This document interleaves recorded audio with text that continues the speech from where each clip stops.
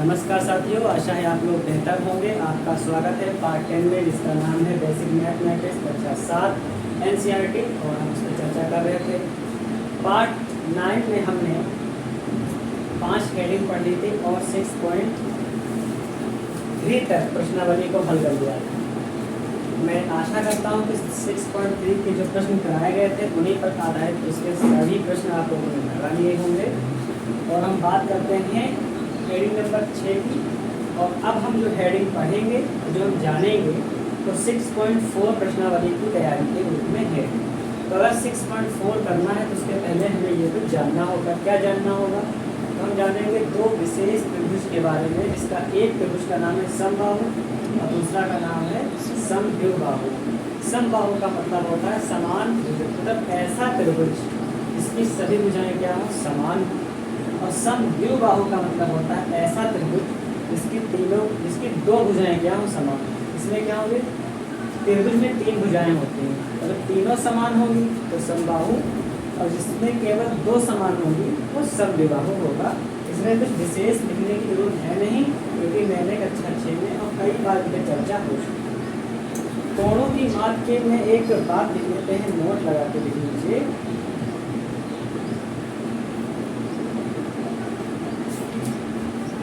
तो क्या लिखना है आपको? लिखना है एक त्रिभुज की 2 भुजाओं के मापों का योग। एक त्रिभुज की 2 भुजाओं के मापों का योग तीसरी भुजा की माप से सदैव तीसरी भुजा की माप से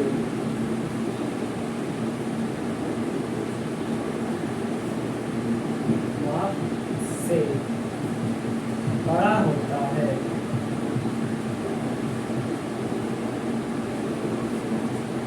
बड़ी होती है। अब कोई भी त्रिभुज जो होता है उसमें कोई क्या होती है, 3 भुजाएं होती हैं। कोई भी त्रिभुज बना दीजिए, किसी भी प्रकार का त्रिभुज हो, तो इसमें कितनी भुजाएं हैं? 3 भुजाएं हैं। कोई भी 2 भुजाएं अगर हम आपस में जोड़ लेते हैं, मान लीजिए कितनी, 5 सेंटीमीटर, ये मान लीजिए 7 सेंटीमीटर, ये मान लीजिए 9 सेंटीमीटर। तो इसमें से आप कोई भी भुजा 2 उठा लीजिए, जो आपका मन हो। आप इसे उठा लीजिए, या इसे उठा लीजिए, या इसे और इसे उठा लीजिए। कोई भी 2 भुजाओं का योग तीसरी भुजा के क्या होगा, बड़ा होगा। देखिए 7 5 कितना होगा, 12। देखो 12 9 से क्या है, बड़ा है। 9 5 कितना होगा, 14। 14 देखो 7 से क्या है, बड़ा है। 9 7 कितना होता है, 16। 16 देखो 5 से क्या होगा, बड़ा है। तो एक त्रिभुज की 2 भुजाओं की मापों का योग, कोई भी 2 भुजाओं की मापों का योग तीसरे से क्या होगा, बड़ा होगा ही होगा। क्या समझ पड़ा? निकालें।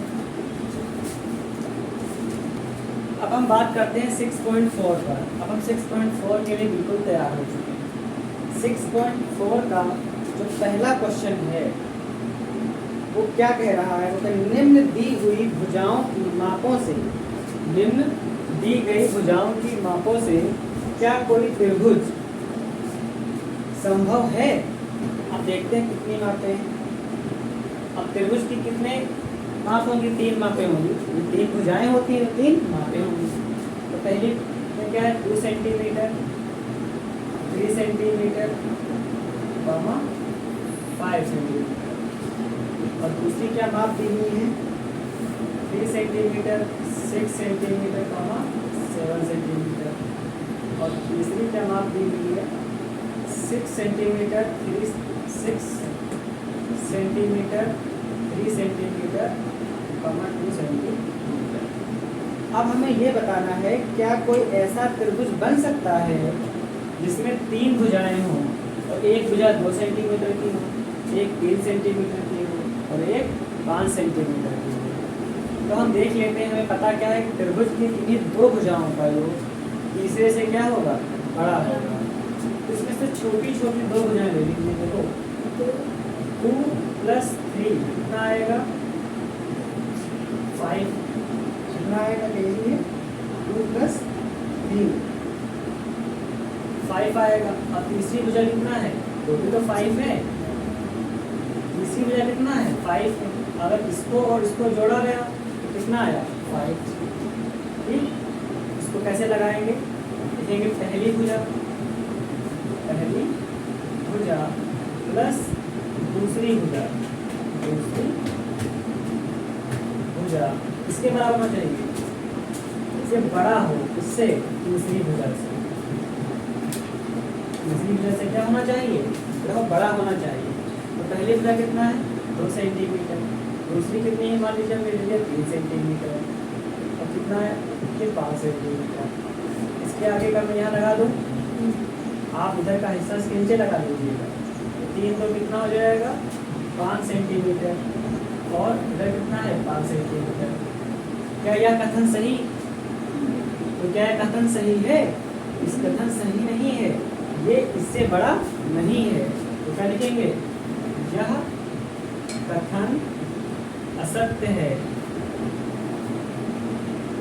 अर्थात त्रिभुज नहीं बन सकता, त्रिभुज नहीं बनेगा।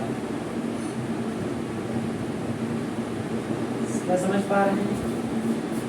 ठीक, अब आप देख लीजिए ये वाली, इसकी बात कर लीजिए, फिर वही बात देखते हैं। ये पूरी लाइन आप वैसे का वैसा होता है, इसमें छोटी छोटी ले लेते हैं। पहला छोटा क्या है 3 सेंटीमीटर, दूसरा क्या है 6 सेंटीमीटर, और तीसरी से क्या होना चाहिए बड़ा होना चाहिए।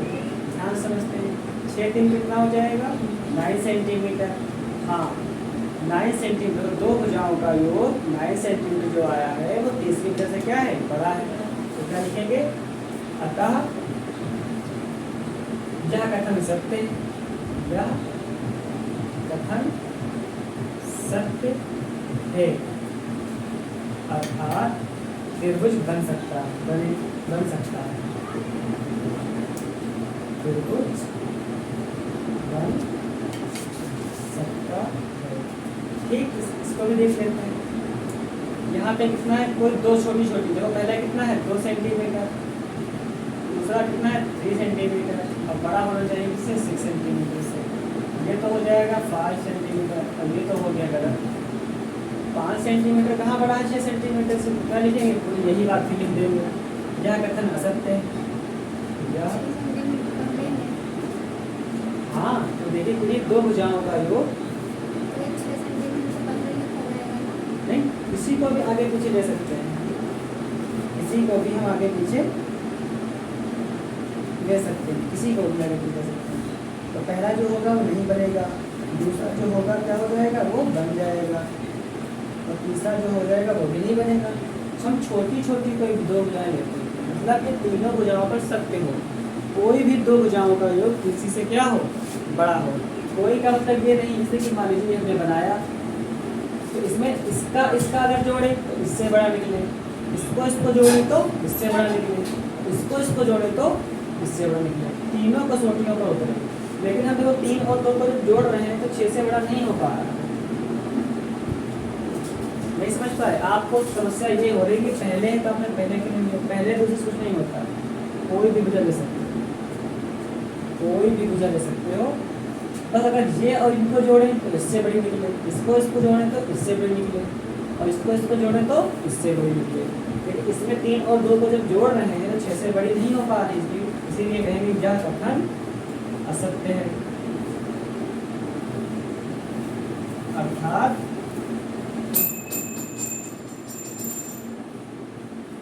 त्रिभुज नहीं बनेगा।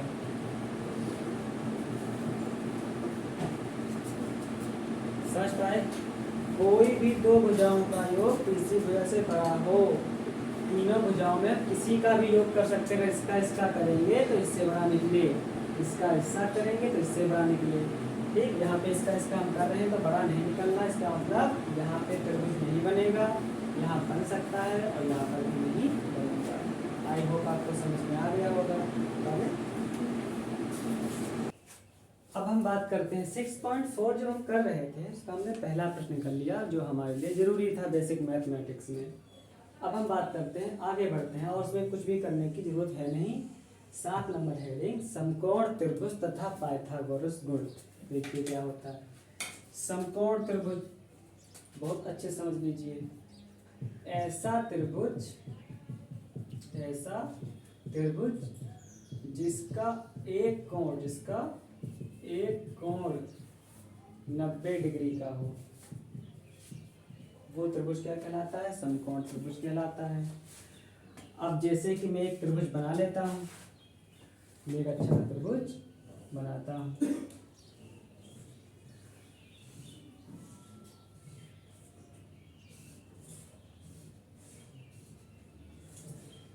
ये मैंने एक त्रिभुज बना दिया।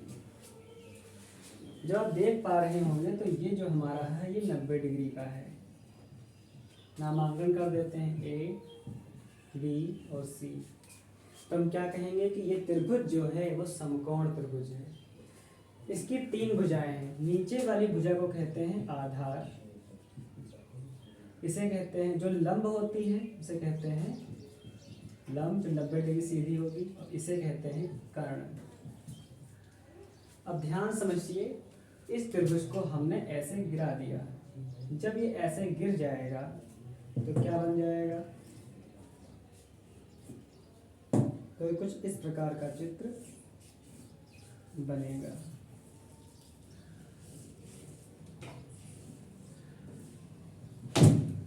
जब इस प्रकार का चित्र बन जाएगा तो सी जो हमने गिराया है तो सी आ गया यहाँ, बी यहाँ का था वो हो गया यहाँ, ए आ गया ऊपर।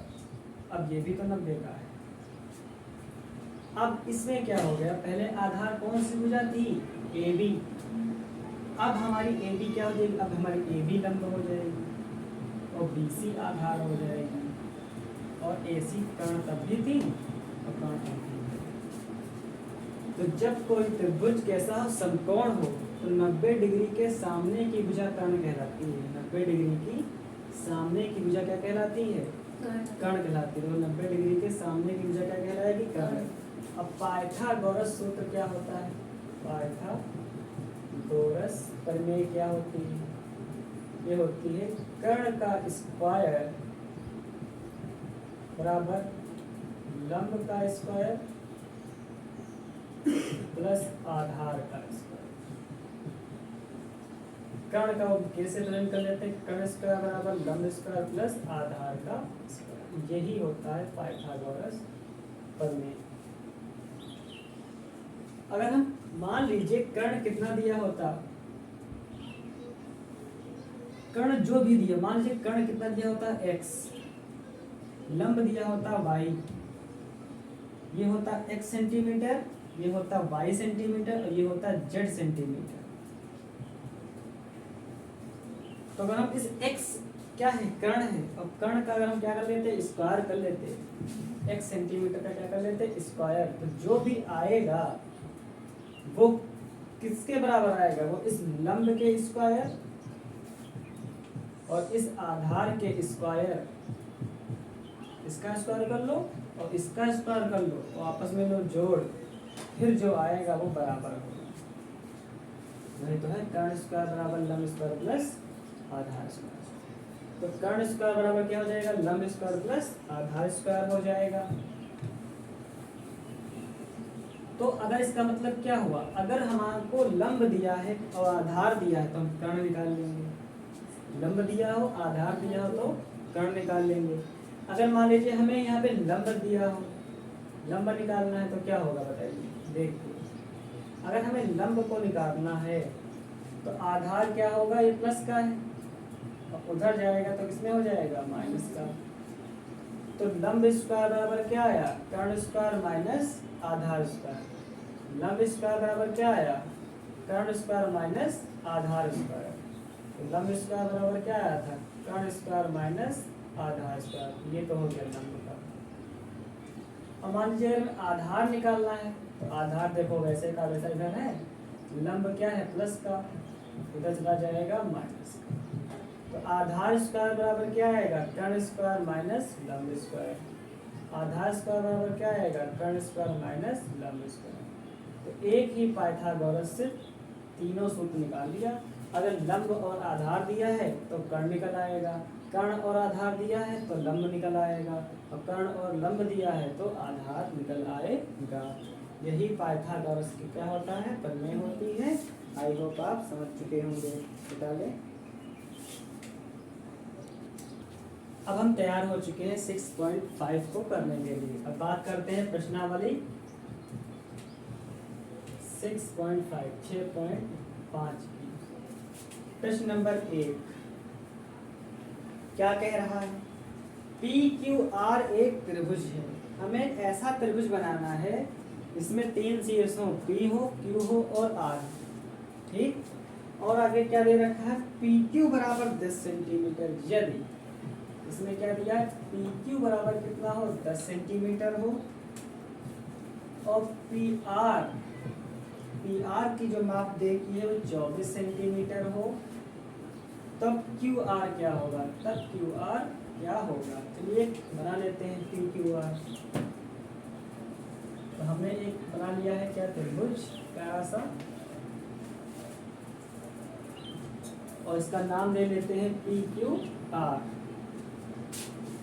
पी क्यू आर, आप चाहे इसे पी कह सकते हैं, इसे क्यू कह सकते हैं, इसे आर कह सकते हैं, आप इस कोई भी नाम किधर भी लिख सकते हैं। मैंने ऐसे रैंडमली नाम ले लिया, ये पी और ये क्यू और ये आर।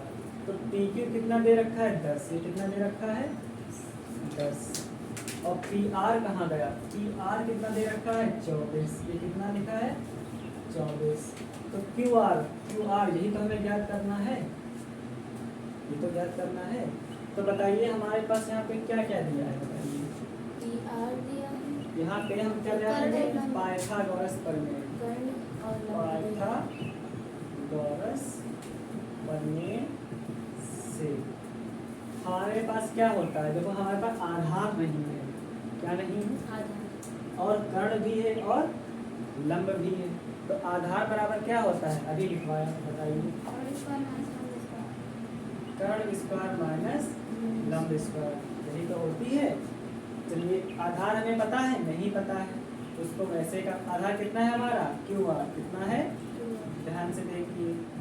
कर्ण हमारा कितना है, पी आर कितना है, पी आर, और लंब कितना है हमारा, पी क्यू कितना है, पी क्यू।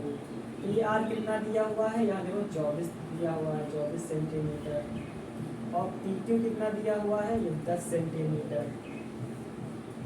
ठीक, तो 24 का स्क्वायर कितना होगा, नहीं पता तो कर लें, 24 की 24 से गुणा, 4 चक्कू 16 से लगा 1, 4 दूनी 8, 1 9, 4 दूनी 8, 2 दूनी 4, 6 और 9 8 17 4 576, कितना आ गया, 576 सेंटीमीटर स्क्वायर, माइनस 10 का कितना हो जाएगा, 100 सेंटीमीटर स्क्वायर। समझ पा रहे हैं। और इधर तो चल ही रहा है क्यू आर का स्क्वायर, क्यू आर का स्क्वायर। ठीक, ये आप कितना शायद समझ पा रहे होंगे। 576 से अगर 100 को घटा लें तो हमारा बच जाएगा 476 सेंटीमीटर स्क्वायर। अब क्यू आर बराबर कितना आ जाए, क्यू आर स्क्वायर बराबर 476 सेंटीमीटर स्क्वायर। अब क्यू आर बराबर क्या होगा, जब यहाँ से स्क्वायर हटता है तो यहाँ अंडर रूट आ जाता है, क्या आ जाता है, अंडर रूट आ जाता है। अब सेंटीमीटर का स्क्वायर है, इसका अंडर रूट कितना आ जाएगा, सेंटीमीटर, और 476 किसका होता है,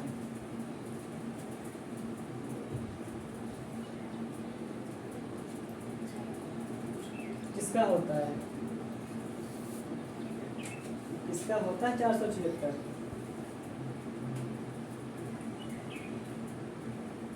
बताइए। 476 576 कहाँ से आ गया, 24 का कितना होता है, 24 की 24 से कर लीजिए, 4 चक्कू 16 7 कल देख लेते हैं, 4 दूनी 8 और 9, 2 चक्कू 8, 2 दूनी 4 6 और 9 8 कितना होता है 17, 576 आएगा और 100 घट जाएगा तो कितना बचेगा 476। और 476 किसका वर्गमूल होता है, बताइए, वर्गमूल किसका होगा, 6.5 26 का होता है। 26 की जब 26 से गुणा करेंगे तो यही आएगा, 4 36 6 दूनी 12 14 15 6 दूनी 12, 4 1 5, 6 और 5 6 7, 5 1 6। आपने गलत तो नहीं बताया है, यहाँ प्लस होना चाहिए, देख लीजिए। आधार ज्ञात करना था K2 माइनस L2 चलिए square K square minus L square. कर्ण स्क्वायर बराबर क्या होता है? लंब स्क्वायर प्लस आधार स्क्वायर, और आधार ज्ञात करना होगा तो हम कर्ण स्क्वायर माइनस लंब स्क्वायर करेंगे तो सही है। कर्ण हमारा कितना है? 24 है, और लंब कितना है हमारा? कितना है? 10 है। तो माइनस कर तो हम लोग हैं, लेकिन 476 आ रहा है और 5 676 आ रहा है। तो पी क्वेश्चन क्या? P Q R, P Q R सही कर है, जो पी समकोण है। ओके ओके, क्वेश्चन क्या कह रहा है कि पी क्यू आर, इसमें पी समकोण। हमने गलती क्या की? हमें चित्र में गलती कर दी कि यहाँ पे हमारा पी यहाँ होना चाहिए, यहाँ होना चाहिए। क्वेश्चन कह रहा है पी क्यू आर एक त्रिभुज में पी समकोण है, मतलब पी यहाँ पे होगा, पी क्या है? एक समकोण है, ये हमने ध्यान नहीं दिया। पी, अब हम इसको क्यों कर सकते हैं? P Q R. अब ध्यान से देखते हैं, ये गलती सुधार लीजिए।